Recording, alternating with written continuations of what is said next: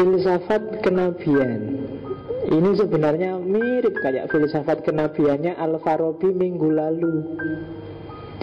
Cuma kalau di Farabi tidak ada itu namanya Al-Hadus Al-Qudus.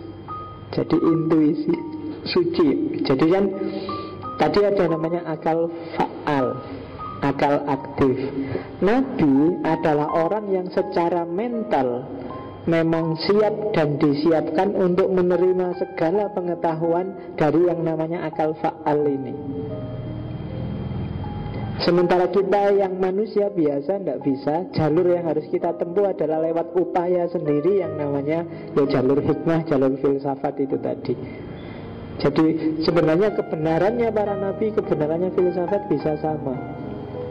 Hanya saja kalau nabi dia punya keistimewaan dikasih langsung oleh Allah ya untuk kepentingan kita juga. Karena kalau nunggu manusia sendiri yang nyari, kadang-kadang banyak manusia yang lupa, banyak manusia yang cuek.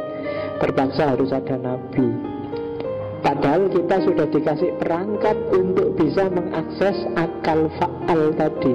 Hanya kita males atau kita sering tertipu. Maka Allah ngasih bantuan lagi, dikasih kitab suci, dikasih nabi. Dan nabi adalah orang yang di samping secara mental siap, karena memang disiapkan, dia punya sejenis intuisi yang disebut Al-Hadis Al-Quds. Jadi intuisi suci. Intuisi suci itu hanya bisa lahir dari orang-orang yang memang suci. Kamu juga punya intuisi sih, cuma intuisimu mungkin nggak bersih. Isinya macam-macam, sehingga kamu tidak bisa menangkap wawasan dari akal fa'al. Apalagi ya tak bilang tadi, dunia pendidikan kita hari ini dari SD sampai SMA, bahkan mungkin kuliah, menurut saya berhentinya hanya pada akal praktis. Itu pun paling tinggi. Jarang orang kenal akal teoritis. Jarang orang masuk ke dimensi sains sakra. Itu yang oleh Sayyid Hussein Nasr disebut degradasi pengetahuan. Jadi kita level pengetahuannya rendah, tidak kayak orang dulu. Orang dulu level pengetahuannya lebih tinggi. Sebenarnya gampang membuktikannya. Coba baca peradaban dulu dengan peradaban sekarang. Oke, kapan-kapan kita ngomong itu. Jadi Nabi punya kekuatan mental yang luar biasa. Dan jangan salah, kekuatan mental yang luar biasa inilah yang bisa mempengaruhi dunia fisik. Yang tadi antara lain contohnya kayak di Secret. Tapi kalau di Nabi bentuknya sangat kuat dan sangat ekstrim, sehingga tongkat aja bisa jadi ular, api bisa tidak membakar. Kekuatan mentalnya yaitu anugerah Allah sesuai kepentingan yang dia butuhkan, yang kita sering menyebutnya mukjizat. Kita menyebutnya peristiwa luar biasa karena memang kita tidak pernah mendayagunakan fasilitas yang diberikan Allah secara maksimal sehingga nyampe ke sana. Itu Ibnu Sina. Jadi potensi-potensi untuk tongkat berubah jadi ular, untuk kamu dibakar tidak mempan, itu sebenarnya ada.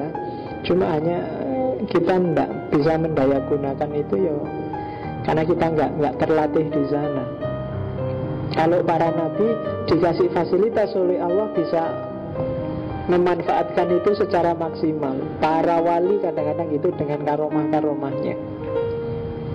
Dan kadang-kadang dalam kondisi kepepet mungkin bisa muncul yang dari kamu. Kadang-kadang ada orang dikejar orang sak kampung bisa meloncat tinggi nyebrang kali misalnya. Itu nggak masuk akal. Bisa ya dia itu. Mungkin kemampuan ini yang tiba-tiba terlontar keluar. Dan ini kan yang sering dimanfaatkan oleh para mentalis, para ahli hipnosis, itu sebenarnya ada kemampuan-kemampuan tersembunyi. Makanya kalau di neuroscience kan dibilang bahwa sebenarnya orang paling jenius pun sebenarnya dia hanya baru memakai 10% kemampuan intelijensinya. Itu belum naluri, belum nurani, belum. Itu yang bikin tadi saya bilang, Hussein Nasr bilang kita sebenarnya sedang mengalami nestapa yang luar biasa. Kita baru bisa mikir pakai empiris pakai akal. Padahal kita punya imajinasi, punya intuisi, punya nurani, punya naluri, ya kan? Tapi kita jarang melatih itu. Ya naluri itu misalnya seorang ibu sayang pada anaknya, itu pengetahuan naluriah, sudah dikasih oleh Allah. Kamu nggak perlu belajar, nggak perlu ke perpus, nggak perlu kursus gimana caranya saya bisa sayang pada anakku, nggak perlu. Itu otomatis, itu sudah dikasih oleh Allah. Kamu suka sama lawan jenismu, itu sudah dikasih oleh Allah. Itu sudah naluriah. Kamu nggak perlu belajar gimana caranya menyayangi lawan jenis, gimana caranya. Enggak, itu sudah naluriah. Kamu nggak perlu banyak-banyak lihat video, cari referensi untuk gitu-gitu. Kamu wis ngerti dewe. Naluri itu sudah diberikan oleh Allah. Dan untuk fisik-fisik biologis, bahkan hewan pun juga diberi. Gitu. Hewan aja bisa kan punya anak banyak tanpa harus belajar, tanpa harus lihat video, tanpa harus. Masa kamu kalah, dadak kamu tiap hari alasannya nyari referensi Pak, biar besok tidak keliru. Jangan takut, kamu sudah bisa kalau cuma gitu-gitu aja.